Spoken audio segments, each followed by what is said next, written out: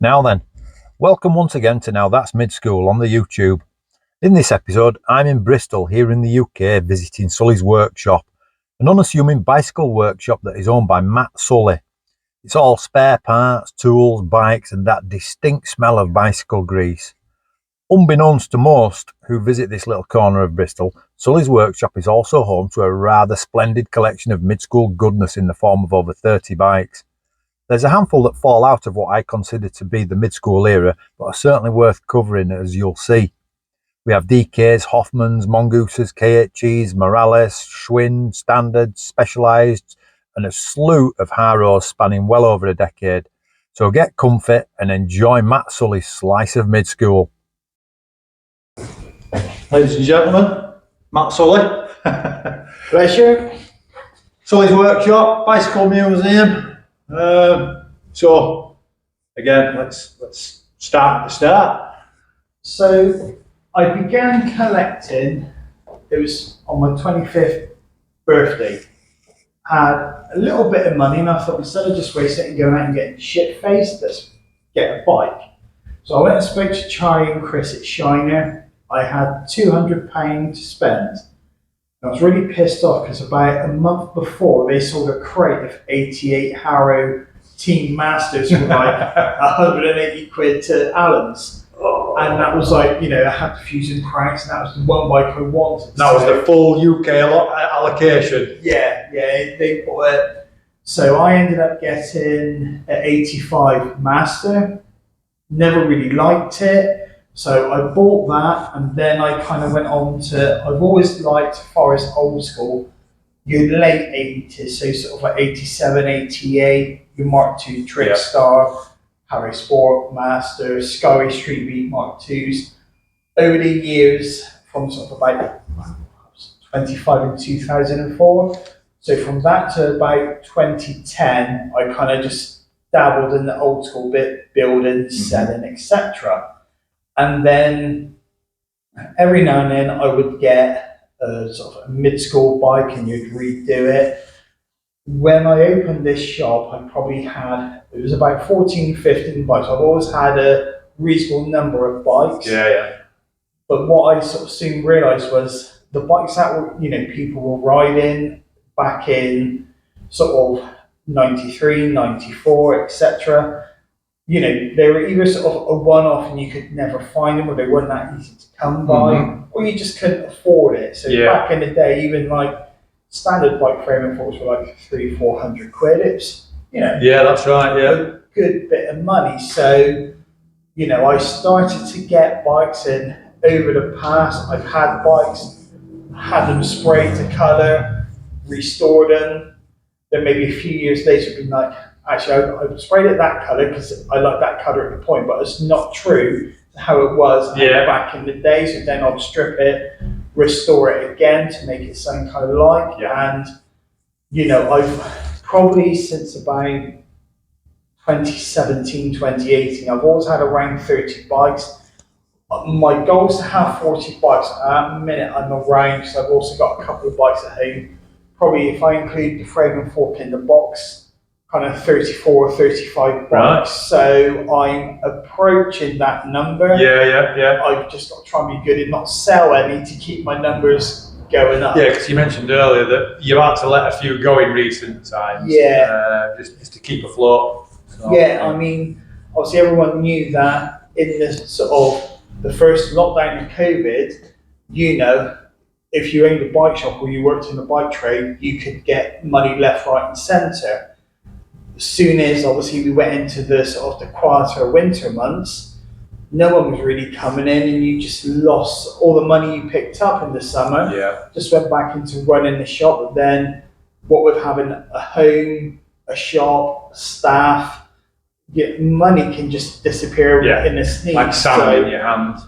Yeah. So, in one hand, out the other. Yeah. So I sold probably like through summer of COVID, I must have had 3 or 4 87, 88 Harry Sports, 2 or 3 same year Harry Master, quite a few of the lineage 2018, 2019 Masters, 26-inch Master and Sport, and all that has just gradually gone off just for me to keep roof over my head and a business afloat. I can see from collection and obviously your newer stuff, and obviously downstairs shop stock. You're quite a fan of the Haros. Yeah. So what is it about the Haros? I think like I started riding, I must have only been 8 or 9, something like that. Going up to St George's Skate Park with my granddad. You know, you could just about rolling up and down the bowls and you were happy. But I can always remember the local riders there, they were all on sort of your ATA, teal into chrome, Harrow Sport, Harrow Master. Yeah. Your kind of black into blue into chrome, Harrow Sports and like the teal colours. And I can just remember in like a sunny day, sort of the 48 spoke wheels just gleaming, like, you know, the bikes just looked so nice. Yeah. And that's probably where that because that was like my first hint of proper like BMX bikes. Right, so that's where that love. What would you have been on? What would you have been on? Back then, I can remember my granddad buying me like a really, really poor Apollo first of all. Right. He always wanted a son, never had one. I've got a twin sister, and my mum's sister had 2 girls, so I was the only boy of the family. Right, yeah. So started to ride, showed me interest in bikes. He got me a couple of like BH second-hand bikes. Then I can remember like it was one Christmas. It was sort of like he was giving out all the presents, and you know, I can't even remember what I got. Then like, you know, he went off to get a drink and called me out to the kitchen. And we had this brand new like little Apollo BX. So to be fair, it only would have been like, you know, your basic model back then, which would have been about 80 quid, but it was a point, it was like a brand new BMX. But within like sort of probably a year and a half of having it, I was like bending the forks, snapping the stem, doing all this, that and the other. It just showed like, not like you were progressing hugely, but at least you could jump and move the bike. Yeah. Then from that, I went to a 91 Buddy Bash Guard. Really? That was sadly stolen out of my shed, and that's pretty much the only bike that has ever been stolen from me. You've done well then. Yeah. Then from that, I got an insurance payout, and I got a 92 GT Vertigo, and sort of that's when sort of like the bike started to ride a bit better. I was just, all I can remember was sort of like, you know, junior school, start secondary school. If it was a sunny day, you wouldn't be paying any attention to the sort of the teacher. You'd be looking at the sun. It's like, right, I'll be out on the bike. What spot can I hit today? Let's go here. Let's go there. Obviously, with Bristol, we've always had a load of good riders, and like from probably like early teenage years, I was riding with Jason Davis a lot. So back then, he was riding for Homeless, and you know, I can remember like getting the first set of Homeless shin pads. He was doing them for like a tenner, and it was like, nice. This is amazing. Like, you should go up the road, like knock on his door, and go down to Kingswood and ride with him. Seb, who still rides today, she like very good in like the vert side of things. Oh yeah, Seb Benson. Still killing it. And I can remember because he was working for Shiner, he would always come up on the latest Condor. He'd be like, I've worked for Shiner for 2 weeks to build this bike, and it'd be this gleaming new Hoffman Condor, and it'd be like, oh my God, look at that. Like, you know, it was a relatively new company, and obviously, unlike now, if you want to see something, you could just pop on YouTube, get a video, do this, do that. If it wasn't in a magazine, or didn't have the cover of that bike in a magazine, you never saw it. So back then, it was sort of like, you know, you'd see all that and just, you know, you would automatically shine. Probably from about 90, like I kept with the GT Virgo, I kept snapping them. And I then went and got a Zimmer frame and rode that for multiple years. Where did that go?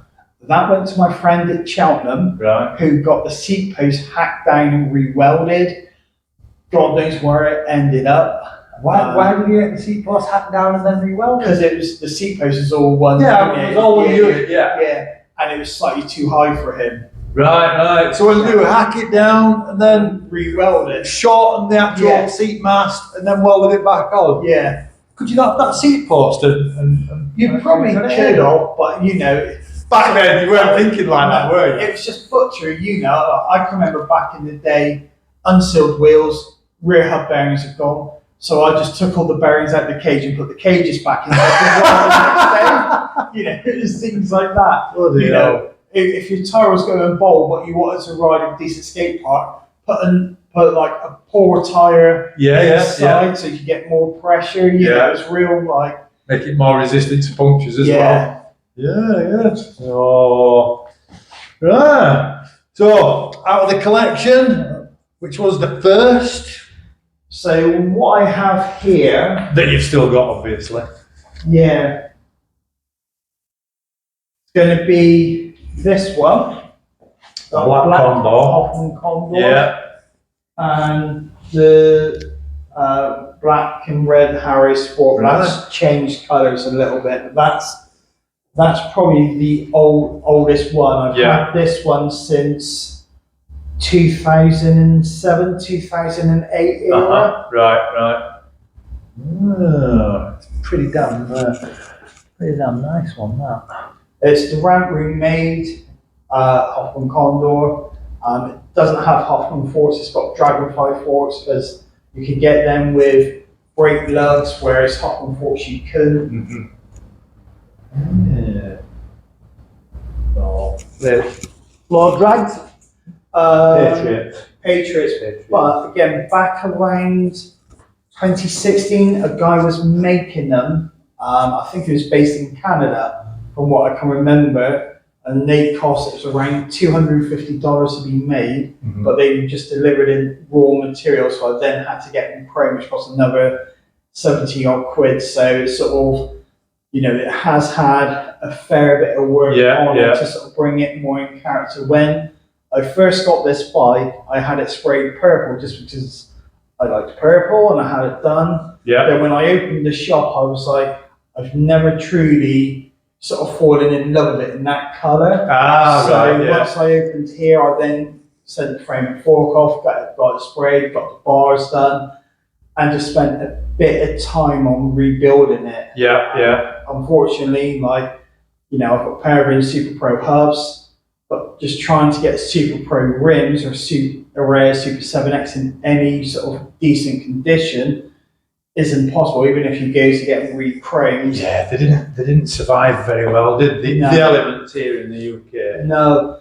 So there are some big cities where They look quite similar, don't they? yeah. Well, I think it was sort of like, again, back around 2015, 2016, on eBay you could get like 4 or 5 of those rims for about 70 quid. So I just done a few bulk orders, which all the bikes I had in where the rims are in poor quality, I've just rebuilt them on these wheels. Yeah, why not? I used to ride big cities myself. I absolutely loved them. Black ones though, I never got on with chrome at the time, but absolutely loved them. Then obviously came along with their rims and just blew the rim market out, didn't they? Yeah. Sure. I've always preferred Odyssey rims to Primo just because I've always found the chrome quality, if you're getting chrome rims on Primo, aren't quite up to par. Yeah. Whereas with Odyssey, they've always seemed to sort of be a bit more weather resistant. Yeah, so let's talk about this beast. Haro Ultra, what do you say about 96? Yeah, around 96. It's an inch A head, so it's one of those sort of short-lived, sort of in between. Yeah, it's sort of like, just as we're going, like you had clamp on fork, and then a few companies were doing like threaded fork, and obviously Harry done their first sort of mega fork, which was A head. Yes. And that's where this comes out. It's sort of the same kind of year in batch of when they've done the Super Blammo. Yeah, because I had, I think it was the 97 Ultra, but it was a single top tube, it had that sort of gusset, and then it had a bent down tube. Yeah. I had one of those for a short while. Ended up trading it in for the fork once I saw the fork in the ride mag. So that would have been late 97, early 98. Like, yeah. Right, how do I get rid of this and get into that? Took it to a shop in Doncaster and traded me loads of parts. and then I just saved up and bought the frame from wages, and that was that. Then I was US made only for quite a while, until FBM gave up the ghost on me. Yeah. So, but yeah, that's nice.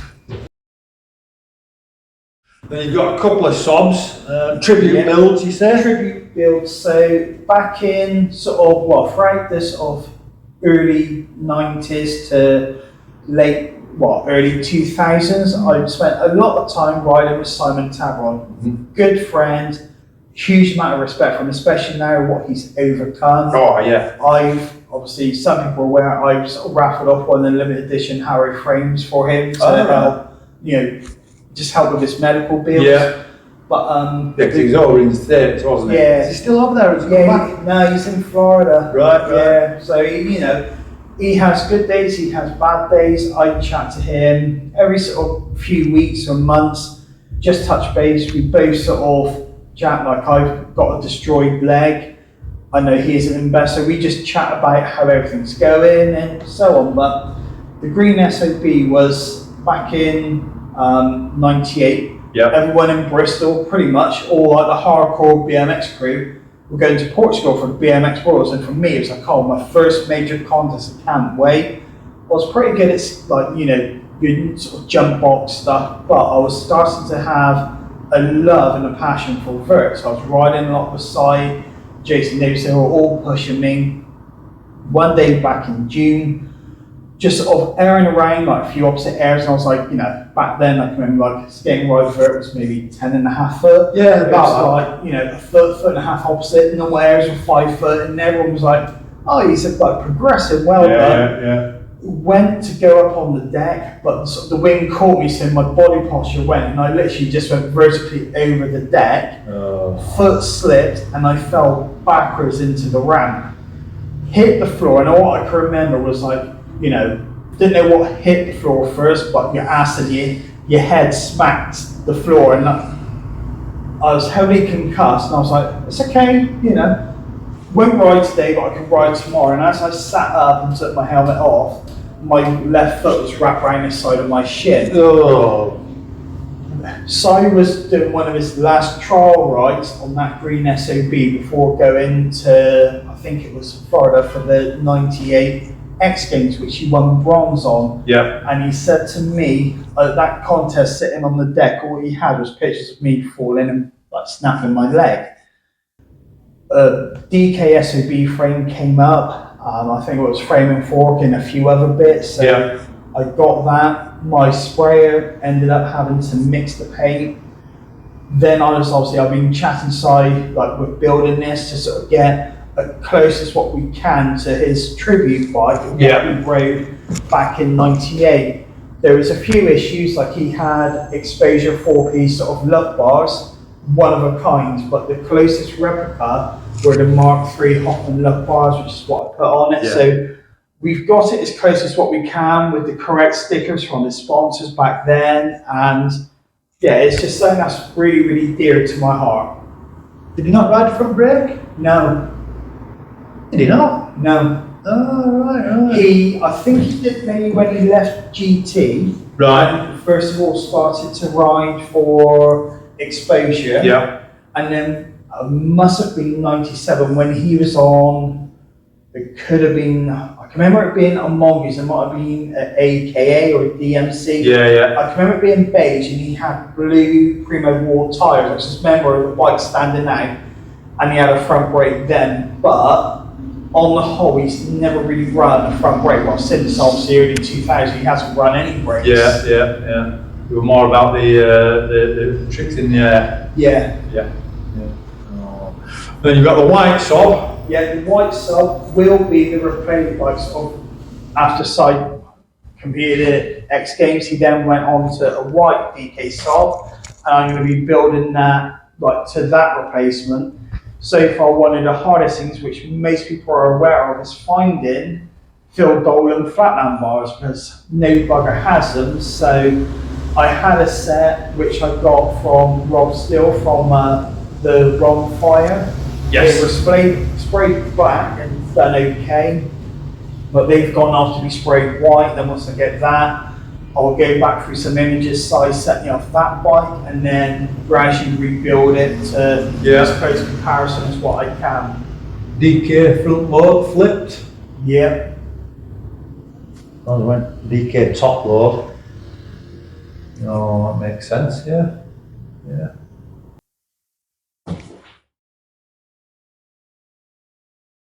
Then the lengthy, the standard lengthy. So the standard lengthy, many people in Bristol would be known of James Moon. Yeah.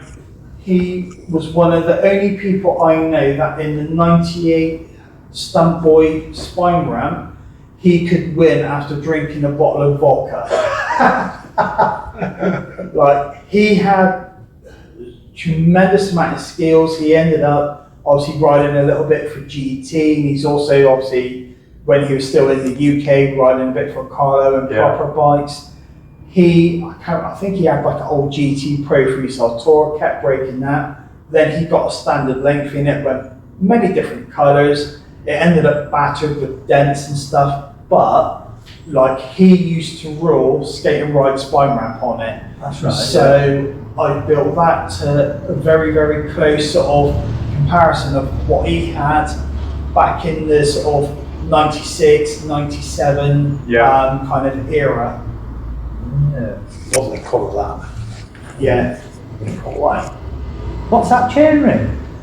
It's an offbeat of a GT overdrive one. I was going to say, it's got overdrive sort of vibes about it. So it was one of those, when I was building the bike, that came up and I thought, let's get a chainring that could match. And it was like, it came up for about 15 quid, and I was like, that'll do. Yeah. Why not? Matches the frame and everything. Yeah. Then a gleaming chrome STA. So with the STA, I bought that off of a guy back in 2016, and it was just, I can always remember looking at the STAs, and it was just one of those things. It was, you know, there was such a nice clean cut frame and fork that it came up and I just had to build it. It's got fishbone, big bone hubs, chrome rims. So it's just one of those bikes that, especially if you take it to a show and it's out in sunlight, it just pops and gleams. It's just, I can well imagine. It looks like it's way fatter than 25.4 seat tube. yeah, no, it is. That Fusion just looked absolutely. It looks more like, I think on the GT Tour, like they were 26. But now it's 25.4. Yeah. Strip bars and standard stem. Yeah. On the left here. Yeah, now it's there, they're popping. Shine wise, do you spend much time cleaning them? No, like, to be honest, because I'm always so busy downstairs fixing people's bikes, it's only every now and then when I come up and look for something, I'm like, oh, I forgot about this. And then you'll just stand in gears. Every now and then I might just come up and have a coffee and just gleam and smile and go back down. I'm trying to make my loft more like that, because I am just going up for something I need, instead of going up there and chilling, looking at magazines, books, videos and whatnot. But I do intend to set it up into my own little sort of man cave space. But it is a tiny space I've got. But yeah, and for this setup, I'm gonna have to get a shop, aren't I?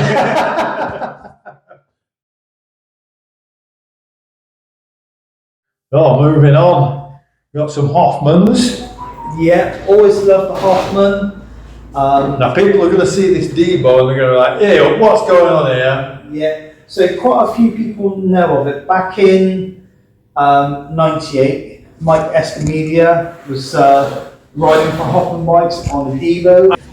He was riding a Hoffman Debo with a bash guard, and I can always remember he'd done something like a 360 over a quarter, landed on the rail at the back. Yes, and sort of flipped it around and went back in, and it was just like, what is he on? What is this bike? What ended up happening was, before he came to the UK, he went up to Hoffman Bikes, obviously to get a bike to ride, but he wanted a bash guard, so they grabbed a set of love bars, and Chris Gack welded on the bash guard for him. I ended up getting a Devo frame, complete bike off a very, very good friend of mine, Eggy, up in Worcester.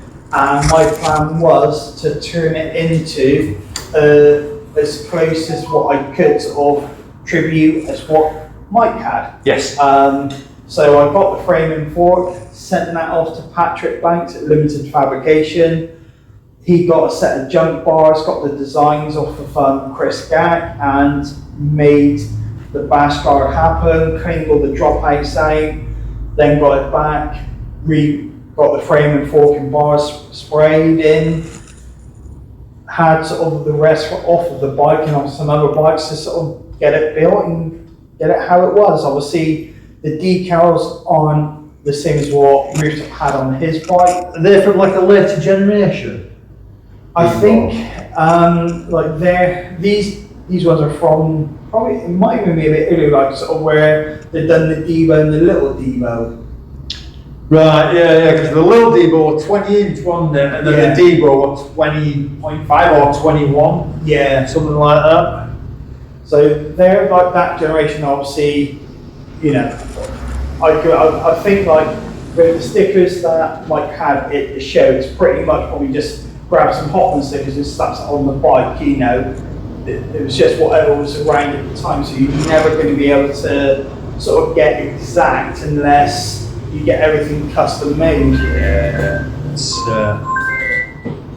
it's pretty damn close to being fully authentic, that though. I mean, you weighed it? I haven't weighed it, but I know if you pick it up, you pretty much get a hernia. Yeah, I'm speaking of which, I've just had mine twinge. And then a couple of condors. What we got? We got 3 condors? 3 condors. So the chrome and the black, they're both the same sort of era. They're 95 ramp room made Hoffman condors. Yeah. So the chrome one is based pretty similar to the bike that Matt rode in the 95 Backyard Jam. So I think Matt had like a blue or a lilac Cashmax C, maybe slightly different colour, mushroom grips, but it, you know, we've got it to sort of as close comparison as what we can. Obviously the tyres aren't correct, he probably had something like some comp ramps, because I think he wasn't doing his own skid mark tyres then. But they're the Panorama. Obviously try and find some Diego tyres unless you want to, you know, sort of not put a deposit down on the house, but buy a set of tyres, you're never going to find anything. So yeah, the big money, aren't they? Those wheel comps. Yeah. Those look lovely in black though as well, doesn't it? Yeah. And like I think, especially like, you know, the mid-90s were like most things were all chrome and gleaming, but there was a few sort of bikes out there which were a different shape. The black Condor I got, it was battered. It was originally chrome, but the chrome was just too far gone to be saved. It was then sprayed purple, and I had like Haros with 2 bars on there. It's one of those bikes that I built, and you kind of liked, but you never kind of really gelled or loved it. So shortly after opening this shop, I sent the frame and fork off, got it sprayed, got the bars made, and then got the bars chromed, and rebuilt it to something a bit more, which I'm happy with. Yes, yeah. Yeah, no, it's turned out nice, that. Really nice. Oh.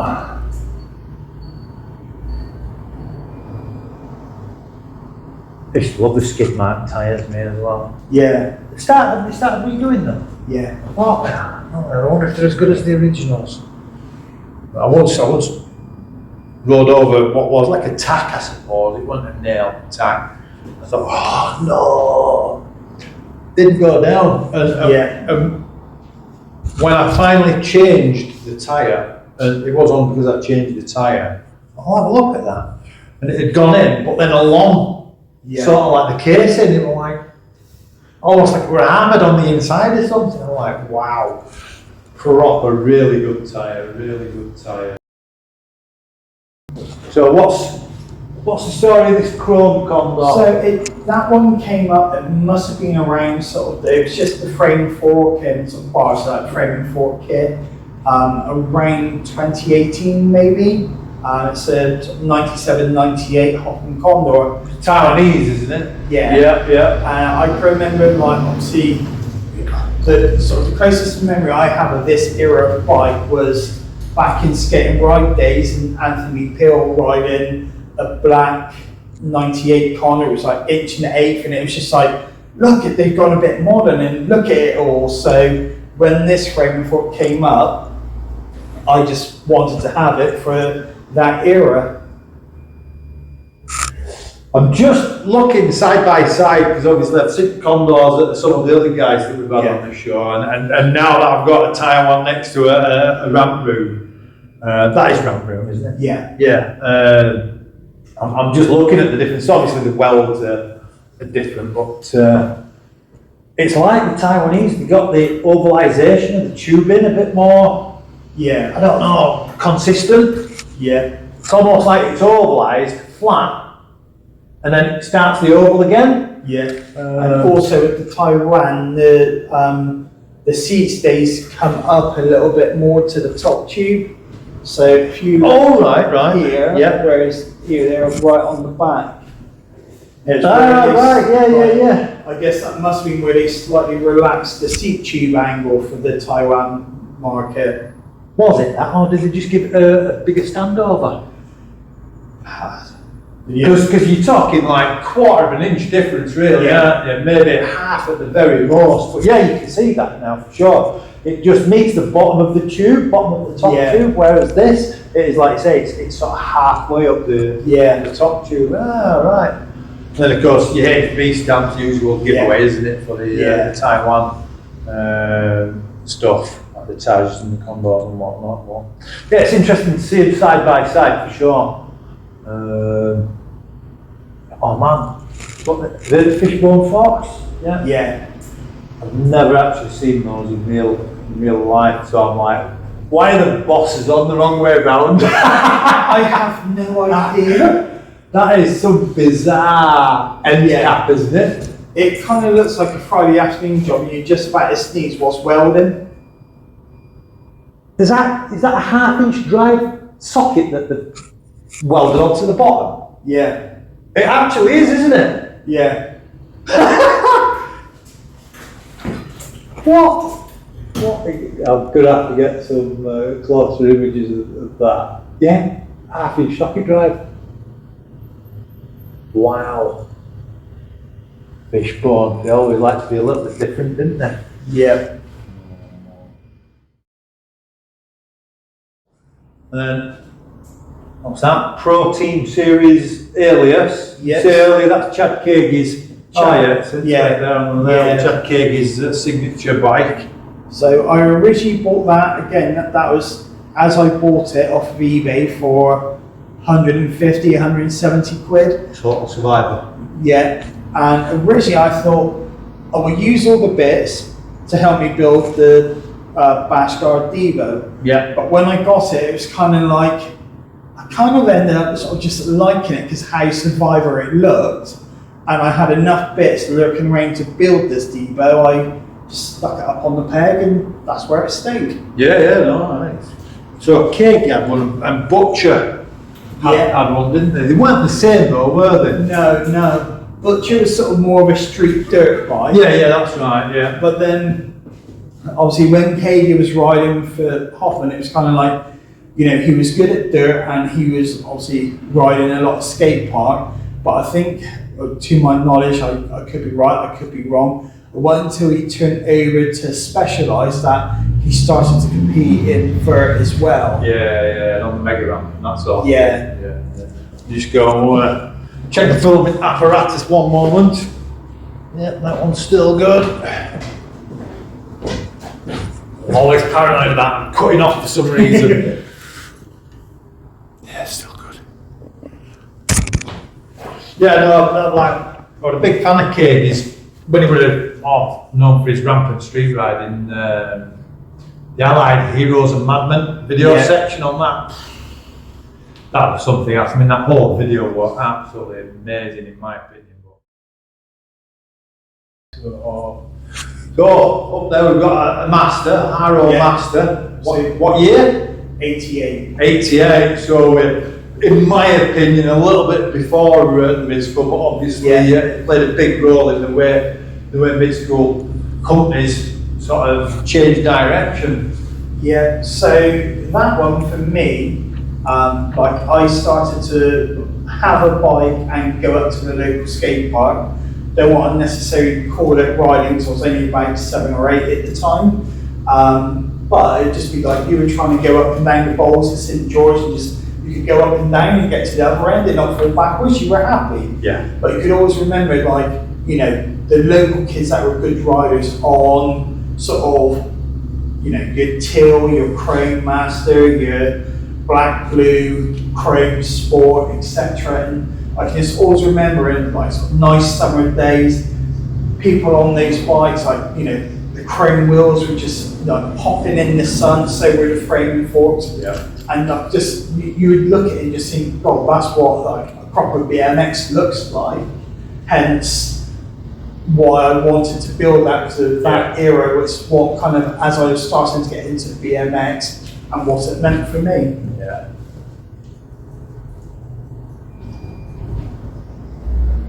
What year did that must be one of the earliest sort of bikes with AD 990 type brakes. Yeah, so for me, like, I don't like anything older than 87 because they didn't have AD brakes. And it's kind of like, you know, if you had, you know, 86, 87 bike and, you know, the brakes would struggle to stop you when you were 8 years old, 10 years old, and weighed like 11, well, not even 11 stone. You put a full-grown adult that loves pasties and booze, you have no chance of it stopping you, especially with skyways. So with like this, especially if you put chrome wheels on it, you're not going to stop instantly, but you will stop okay. So that's why. Better than you would otherwise. Yeah. Yeah. Then we've got the GT Tour up top there. Yeah. So that was the bike and the colour that I think Jamie Bessick won the 99 Gravity Games on. Wow. So that means like this bike's the sort of, you know, the 99 cast sort of crossover to 2000 sort of era. I could be right, I could be wrong. I think the 98-99 GT Tour was the chrome one. Right. And then without the platform, and then it was the red one. Far as I was going aware. to say, some had the platform, didn't they? Yeah, well, I think the platform was the 97 one, which they had the Pac-Man fork with the dropout. Yeah. But they had a little lip coming off the fork for the cable to sort of glide through. Right. And then the following year, they done the all chrome tour with the sloping top tube. Yeah. And again, like back then, it was sort of like, for me, it was like the Pac-Man dropout, so you wouldn't break, you wouldn't bend your axles, had little gyro tabs on the framing. For me, it just kind of felt like a bit more kind of like, sort of, they were putting out on how bikes in a few years with gyro tabs would always come like. Yes. But they were one of the first companies to do it. So I just thought, you know, it's quite sort of iconic for its age. Right, yeah. It looked optical illusion, but I mean, what top tube length would that be? To be honest, I haven't measured it. I think it's probably. It's not much longer than the rear triangle. No, I think it's probably going to be like 20.5, 20.75, which until you went into like your dirt jump sort of bikes, there are all the kind of skate park sort of bikes were all around that kind of length.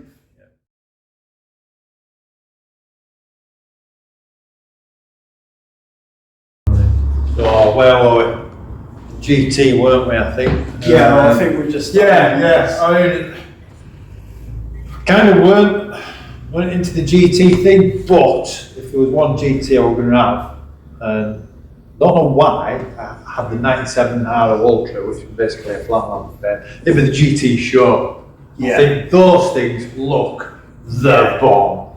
And again, like you see them coming up every now and then. It's sort of like even the cranks that are on the show come up for like over £1,000. Yeah. You're just sort of like, really? Yeah. Like, you know. Well, yeah, so obviously I talked quite a bit at length with Keith. That is Schwinn obsession or his J-Mirror obsession, whichever way you want to look at it. Mixture of both, I think. Yeah. So, like, for me, I built that bike within a budget, which I'm sure Keith will forever hate me for. You know, so I don't have basic pegs. I wasn't willing to spend 120 odd quid on, like, 2 pegs. Sorry, I'm not. No. They are basic Whammy copy bars, so done as close as what we can. So it could even be like forgery or ruptions. All those companies back then would do. That's right. Yeah. Sort of bit of plagiarism. Yeah. Mild plagiarism. Instead of a Primo seat, I've got like a Velo seat. Yeah. Seat post. I think that's actually probably one of like an old spare either Fusion or Primo rod seat posts I had lying around. Yeah. Wheels, I've got the 48 spoke vintage Haros wheels on there. Right. I am sort of in the process of trying to find a nice set of mid-school wheels, but I don't want anything like G-Sport. I want something that would have been more in keeping with that era of like 10mm front, 14 rear. But nothing's really come to light as I've been looking. So they're, like at minute, they look okay on the bike, but I will improve on that at some point. Right. So that's a constant work in progress, that one for you. Yeah. So we touched earlier on the Dave Mirror Pro Series. Again, to all intents and purposes, a Blamor, I guess. Yeah. I can't see what difference there would be. Maybe shape of the dropouts or something. Yeah, I mean, I think the only way you're going to really know, and that's if we're ever lucky enough to get sort of the geometry set up of both, sort of say a 97, 98 Blamo versus the Mirror, and see if there is any difference. You know, there could be a few slight tweaks on like head tube angle, this, that, and the other. But yeah, because even the Blamor he would have rode briefly. It would have possibly said to Haro, right, can I have one of these Blamors but with this? Yeah. Stand over high, this head tube angle, whatever. But no, I think it's still a pretty smart looking bike. The Blamor Mirror, Y2K era bikes, not bad at all. I'm looking for one of these seats if ever you hear one coming up. For a build I've got in mind, but I've got most of the parts actually. Sort of back in the time, like, I remember like you'd walk into a bike shop, like 2004, 2005, and all those seats would just been in a great big box, right? Couldn't give them away. Yeah, absolutely ridiculous way things have come around, isn't it? So yeah, the Mongooses, the DMC, like I originally, so different to the original DMC visually. So different. Well, originally I had a sort of beige Hoffman KHE, so it's the Chad KHE signature before the Alice over there. Bike that I had for many years, built up, never really liked. And then this frame and fork came up on one of the mid-school pages for, it was about 120 quid multiple years ago, so I just thought, I'll get the frame and fork and sort of turn out, like switch it over, which is what I've done. Changed a few bits on it, but again, like, you know, like now I think that's got KHE fat bob bars on it. I think at entry level, like Odyssey stems, something like that. So it's very much the sort of, you know, your entry into the 8th kind of like sort of step over in BMX. Yeah. I mean, yeah, just the forward think. Well, the thinking, the built-in tensioners, so to speak, that they were putting in. And like you said, they weren't the high-end brand, but no, they were certainly thinking about how can we save people the bollock of the wheels loosening up. Well, like now you look at sort of, you know, the Harrow lineage models where they got the built-in chain tucks. Like, this is amazing. Look how good it is. they were doing it on this bike. You know, it just shows how when you look back on it, it's the small details that we all took for granted, but in today's market, we really like. Classic fat tubing. Yeah. Love it. Likewise with the Pro, yeah, I mean, built-in tensioner, but slightly different. Did that work on the peg? Did you push the peg back and not the hub? Yeah. Ah, right, yeah.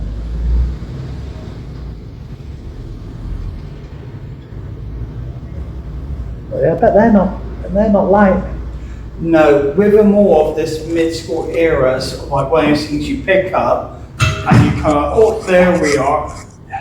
Then like you look at it and think, God, you know, back in the day you had that bike, you'd be riding from one skate park to the other, outside for like 8-10 hours, you know, streets, skate park, this one, that one, like back to another, and it's sort of like, you must have been doing like a good sort of 30-40 miles just commuting around Bristol on bikes of that weight. Yeah. Plus sort of hours here and hours there riding. It's like, well, no wonder you could eat endless amounts of crap and not put any weight on. Oh, you've got a bad back in way of life. Yeah.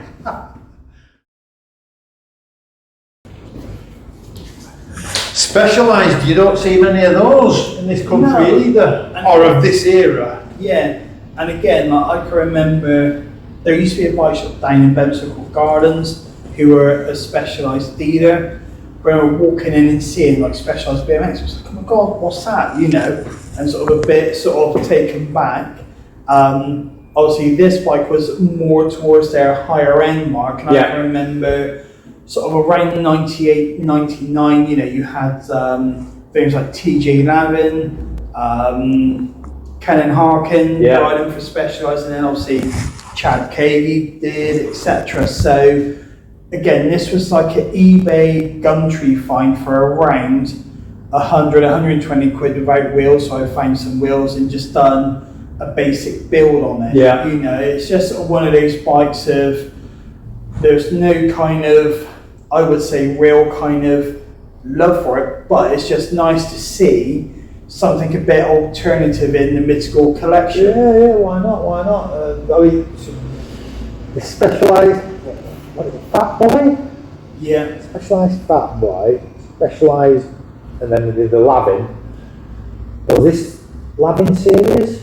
Or was the Fat Boy and the Lavin? I think, well, it was like, Lavin started to ride the Fat Boy, and then you can always remember when he got his signature, he was always like, look, this has a seat post, look at it, you know. Yeah. He was quite heavily taking the mick out of it. Yeah. Like, I think this was probably like back when sort of people like Ken Harkin and that started to ride for Specialised in sort of, you know, I can remember back in 99, I rode with Ken at Woodward, and just sort of like, every 2 or 3 jumps across the resi box, it would be like a 360 flip. And it was only like, God, he's on the Specialised. I didn't realise, like, they do sort of like, obviously, you know, the Fat Boy was like their sort of race dirt jump bike. It was like, they do freestyle BMX as well, like bloody hell. And, you know, it's like one of those things of, in the UK, you never really saw it, but in the US, there were alternate brands that were probably a slightly a bit bigger in that with Midschool. Yeah. I mean, looking at it, the design fundamentals are there, aren't they? I mean, it's got echoes of We the People, or Seasons or something. Yeah. A little bit of STA. Yeah. The Wishbones. They were there, but I just don't think they really were taking it all seriously. No. The Haros BTS, on the other hand, no, it's not really offensive, I'm just winding you up there. They seem to be commanding some interest just lately. Yeah, I mean, again, I can remember sort of, it must have been around the 96 era. I think I can remember Cy Talbron having one, and there was another guy that used to live up in Devizes and had one. And it's just one of these bikes which, you know, it came up, I bought that. It was almost a complete bike off Benny Massey. And it was like I think it was like a raw finished frame, It had a set of S&M forks, can't remember the bars. So I got it and just wanted to put my own kind of spin on things. I've got like my two favourite colours are kind of like teal, candy apple red, so I went with teal for the colour, set of white Haro tyres and just sort of built it up as if back in the day, being a bike that I would have rode. And again, like with it being like Morels, it's just a brand you don't see much of, they're not sort of as well known. So I thought it's nice to have something a little bit off peak of the sort of the mainstream road. Am I right in thinking there were like 3 versions of this, or 3 generations? Yeah. Which one is this, do you know? I don't, to be honest, no. Answers in the comments. They'll tell us. Yeah. They'll tell us, but yeah, quite short as well, aren't they? So yeah. They were a flatland sort of orientated bike? No, like, because obviously you had the Morels flatland bike, where that was one of the first bikes that had the U-brake lugs up here, and the sort of chainstays came up so you could get your foot on it. Got ya. That was their flatland, and then this came out as their sort of skate park bike. Right, but right. they weren't overly that long. I think, you know, I don't have a tape measure in the pocket, but The 2-inch part were only 20-inch. yeah. They never made any other variation in terms of length, so who knows the reasons why. I think back then it's sort of like, especially with 2-hip porkers, like people that used to ride, you know, the old Haros sports, because they're only like an 18-inch top, 19-inch top tube. A lot of people then would put an XL race sort of hutch stem on it, laid back post, and that would give you sort of 1.5 inches that extra feeling of and I think like with the pork and stuff, it would be, because it's still kind of in that era S. It's sort of like, well, if you think your frame's too short, put a laid back post, put a longer stem on. There you go, you've lengthened it. Yeah, yeah. Although I don't think Cameron Birdwell ever did anything like that, but No. He's not a small guy. No. Well, man, did he monster one of those things around. Now the KHE, what is that one called? I don't really know. I bought that off a friend again. It says premium lager. Yeah, Or is that just a sticky it you've might. No, it's literally how I bought it off my friend. Right. I haven't changed a thing. I bought it off him. Obviously, it's got what was known back then as the Coke can head tube, which I think the internal gyro mechanics. And a lot of people didn't like it. I think that is what kind of knocked maybe the sort of the can on KHE, and then sort of not really progressing any further. But yeah, I think a lot of people, not only was it gimmicky, it was seen as gimmicky, and it also made the bikes that look that little bit the worse for it. And I think there was also a fault with the cables continually snapping as well, which was another reason why it ended up being sort of not as popular. But yeah, sort of one of those things of, you know, the bike came around, I think that complete bike cost me sort of 350, 400 quid, and I thought it would just be nice to have a sort of a relatively off the peg sort of stock flatland bike from the sort of the crossover like late 90s, early 2000 era. I must admit, when I started seeing these in the magazines, the premium lagers, I'm not very sure that's how you pronounce it, I was quite fascinated by them. They struck me, you know, and I could look at it and think, why have you done that like that? But that looks really nice like that. And you know, that big box gusset under that top tube, where it meets the down tube, I like that. But also, it's like, it makes sense, there's more space to get your feet Clearance, on the tyre. Yeah. And it's sort of one of those, if you look at it, that looks a bit odd. Once you actually start to ride it, you're like, this makes total sense. Yeah, that's right, yeah. So, but yeah, no, there's a flatland bike again. I could really appreciate the aesthetics of the premium lager. Certainly the frame, which I think most of them just came as a frame, didn't they? Yeah.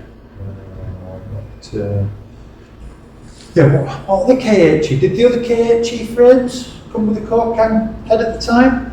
I think, was it like the Dirty Harry, their sort of dirt jump bike? I think that did. Yeah, I think you might be right there. It was, a lot of it was, I don't know if you could buy it just as sort of like frame and fork, but a lot of the bikes coming off the peg, like the complete models, they did come with it. Yeah. And then I can't remember ever seeing a KHE Beta with that, but I could be right, I could be wrong. Yeah. The flatland stuff doesn't seem to be as collectible either on the Midschool eras, or there aren't as many flatland collectors. It would seem. Like how I kind of sometimes look at, I think with the flatland, it's either going to be people after like the Morales flatland, like Mark 1 ones in chrome, but they want the chrome in good condition, or it's going to be something like a GT show. Like they're the two bikes of that Midschool era that were really popular. Because like even sort of, the standard bike tail and stuff, like, because that was a crossover flat street. It wasn't quite as popular, similar to sort of the S&M Sabbath. Moving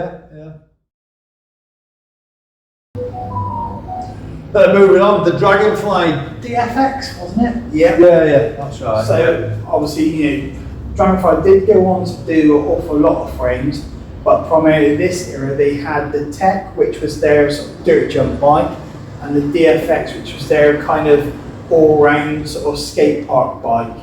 I had one back, must have been around 2001-ish, something like that. It was just the guys who owned skating ride in North Park in Bristol. They started to import them, so that's right. Because Chris Mahoney got on them briefly, didn't he? That's right. I think, was Chris living down here for a little while? I think he sort of chopped and changed in and out of Bristol in a little bit. I remember being on a Hard Dad road trip. We ended up picking Chris Mahoney up from Bristol Skate and Ride. So maybe that's why I'm thinking he was living down here, but perhaps he was just on his jaunts. I mean, even James Moon, for some point, he was living underneath the Verrampant Skate Ride. There was a lot of shit that went on, and it was just sort of like when people said you were part of the furniture, you were literally part of the furniture. So with that one again, I bought that off my friend in Weston. The wheels, I can't remember if it came with wheels or if the wheels were shot, but I ended up with like building a set of wheels for a customer who never came in, so hence the blue proper wheels and the smaller gearing. I know it's not correct for the era, but it was like, instead of going out and spending a few £100 on a Midschool set of wheels, I'll put what I have on it. But again, like for that bike back then, I think they were just really well engineered. They were a decent fair weight, and they functioned. They're relatively tough. So again, it's nice to have something again which isn't quite as common as your other kind of stuff that's out there. Is that original paint, or have you had that? No, I haven't had it sprayed. So as far as I'm aware, it's original. So I remember my friends up in Huddersfield, Barry, who were called, his were green. And I remember my friend James Love, he picked it up from Harry Hall's and got it for a sweet deal, proper sweet price. I can't remember, something stupid like £130. Absolute bargain at the time, because I think they were retailing about 170 or 180. We got it back and we're like, wow, look at this. How much is this for the money? The little extension on the bottom of the dropout for grind damage, the built-in chain tensioners, the wishbones, the double gussets, gyro tabs. They were there, weren't they? They were there. They were thinking about how can we make this bike ride better, last longer, and still look good. And you take off that extra bit of meat on the bottom of the dropout. That's quite a small dropout. That.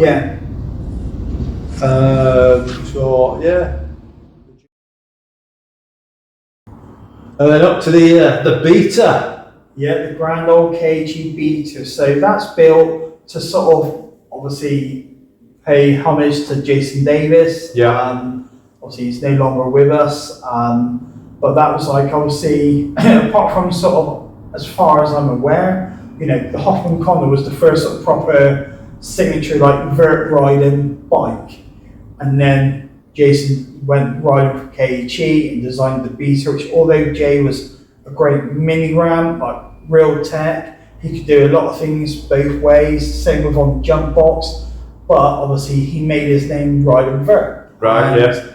again, I sort of found this, it was the frame I found on eBay back, it must have been like 2013, it was like battered, but from an old bike shop, so something that's just been in the back of a storage unit for X amount of time. Got the frame, I had a set of GT Pac-Man forks, sent them to Superbike Dan, got sprayed up, and then gradually sort of built it. I can remember they're actually KHE cranks and bars. Really? Yeah, and I think wow, look at them. the frame cost me, it was about 120 quid. The cranks cost me 140, and I can remember at the point being really pissed off because the cranks were more than what the frame was. I have never seen those cranks before. That's a first. I mean, quite chunky looking things, aren't they? Yeah. Yeah, I mean, some of this stuff I would have completely dismissed and not even given a second glance to back in the day. You know, but now when you're looking at them 20 odd years down the line, you just think, actually, yeah, right. Yeah. Although whilst you were downstairs, I was looking at the crimping in the seat stays. Yeah. What on earth going on there? Like, you know, these German engineers were. Yeah. Oh, I suppose your impacts are all generally downwards and not sideways. Yeah. So I suppose it would only be a weak spot going sideways, but yeah. And I know obviously they had a lot of welding around the lower wishbone to stiffen that. So if you kind of clipped coming in on vert, like, you know, rear wheel kind of hit the coping or side deck, you could then power and pump a lot of energy back out of it to regenerate your speed. And that's where obviously when you look at it, you think, oh, that sort of whole back end looks a bit odd, but when you spoke to Jamie, went into the inside of it, you kind of realised the sort of the method behind the madness. Where they were coming from with it. Yeah. And then the Sport, what year is this? 94, you reckon? 94 Sport, and the year later they've done sort of like a slightly lighter version, which I think was called the Diet Sport. Don't look like it's going to be heavy, that. No. I mean, one piece crank, and obviously back in the day, I remember people saying, you know, you use a one piece because it's lighter than a three piece and stuff like that. It does actually make sense. It all depends on what you use it for, doesn't it? Yeah. Yes.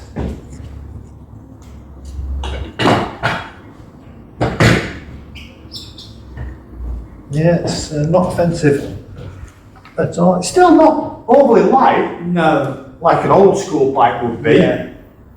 But again, with having the additional kind of bit of frame for the bash guard and the bash guard on there, that's always going to add a sort of a little bit of weight to it.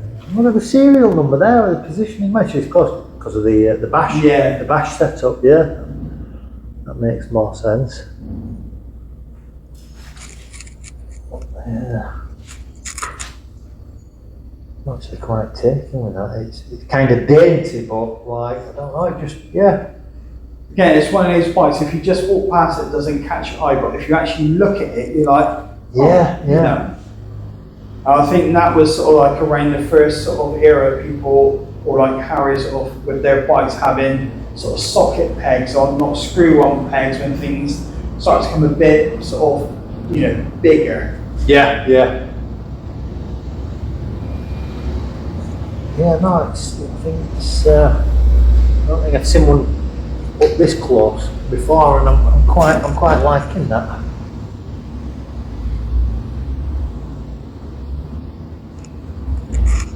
So these made in the States, or were these Taiwan? Taiwan. Right. I suppose you ought to be able to tell by the welds, they're sort of much more, I don't know how to describe it, but yeah, you can spot a Taiwan weld, can't you? Yeah, but I mean, like back with the older, you know, sort of like 80s Haros, they were always kind of snapping around the seat post where you got the little plate on the platform. Round you here. can see, like on that one, it's slightly thicker with a bigger weld to try and prevent that happening. Right. If you compare that on my 88, you can really see how thin that It's is. just a plate, isn't it? Yeah. Yeah. Yeah, no, I like that. Like I say, it's kind of dainty. Yeah. And the freestyler. So that's a 98 model. That one, like when I got it, it was originally chrome. 98 or 88? Sorry, 88. I was going to say, am I missing a reissue or something here from Haros? My bad. It was originally sort of chrome. We don't know if the original paintwork of it had been removed and they just re-stickered it. But the chrome's in a little bit of bad condition. And then when I got my shop, I opened the shop from losing my dad to a stroke. Right. So I basically rebuilt that and got it sprayed. He loved the colour red, so this is a slight tribute to him. Nice.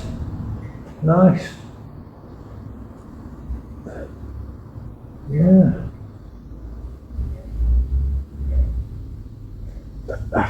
I can't wrap my head around the sort of little platform on the end of the Yeah. as part of the dropout. Again, I'm guessing it was some sort of extra foot I positioning think thing. It was like back in the days, like, you know, people didn't really put pegs on their bikes, so that was there just for you to sort of, if you were, I guess, doing anything from a flatland, you had some like other place for your foot to Yeah, catch. well, you can see how it kicks Yeah. out, can't you? And you definitely get an inside toe Yeah. on there. I guess it used to be like if you were doing sort of frameworks and stuff, you had somewhere just for your foot to grip it, like to give that kick, you know? Yeah.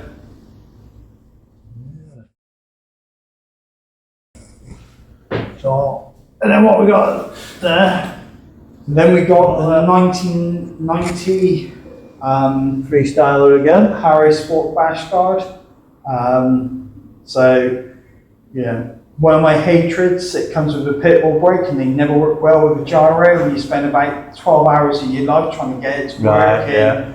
And it kind of functions when it wants and kind of doesn't when it doesn't want to. Yeah. But again, it's sort of like of that era, you know, sort of like the very start of sort of mid-school, and again, you know, I can just remember like, you know, your sort of bash guard bikes are sort of like head first watching Matt Hoffman on, you know, the various different Harrow Sports, Harrow Airmasters, and again, like I find that's quite iconic for the time, so hence me having this bike.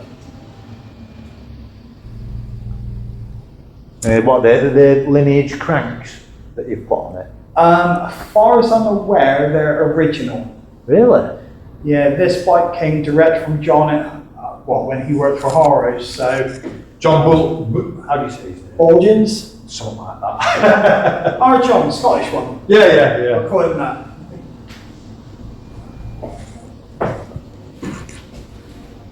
Oh, no, that's again clean, dainty. Prefer the chrome though. Yeah. Yeah. Again, just a plate as opposed to sort of the flattened Yeah. Tube on that platform bridge. So, and then another one, pretty much. So Harrow Invert, so they were, obviously the Invert then ended up turning into what, the Shredder. Oh, this is the special one, isn't it? Yeah. Right. So far as I'm aware, like they want to do something, I guess, for the younger generation or like your kids, opposed to like, you know, your teenage young adults riding the Sport or the Airmaster. The parents couldn't afford that for the kids, so they wanted to bring in a sort of, you know, a bit more of a Entry level bash guard bike. So they've done the bash guard Invert prototype 1, which Hoffman rode and broke pretty soon. So they sort of refined the details to improve it. That went off to be made in the Far East. And then Matt jumped on to, I think, bash guard Sport and then Airmaster. So that went to Harrow, and basically never left. Right. Back in, it could have been like December of 2018 or January of 2019 when John started to sell his collection. He put this bike up and I just thought, that's like a bit different and a bit odd, like I really wouldn't mind that. Got chatting to him. It was a stupid amount of money which I paid, but you know, it was like $5,000 odd. Took me quite some time to pay it, but like I've got a bit more of a one-of-a-kind sort of BMX history, which for the collection I feel like that's quite nice. Hell yeah, that's the one you take into the grave with you. Possibly, yeah. I mean, the thing is, it's sort of like, you know, I wouldn't like the $5,000 came out to be either just under or just over £4,000. I would never get £4,000 for it. Not in this day and age. But it'd be one of these things of if someone came up to me and sort of said, right, I'll be willing to offer you a decent amount of money because I've spent that $4 grand, I'm not going to get it back. So if someone were to come in and sort of say, you know, I would be willing to give you this, I would have to think about it because obviously everything in life is going up and so on. That's true. That is very true. That is quite some collection, that, Matt. Quite some collection indeed. Thanks, Matt, for inviting me down. It were a real pleasure. Hope you enjoyed the latest episode of Now That's Midschool. If you like what you see and you want to get involved, you can message me on Instagram at Now That's Midschool, or you can message me here on YouTube. Alternatively, drop me an email at nowthat'smidschool@gmail.com and we'll see what we can get arranged. Thanks for tuning in. See you next time. Bye bye.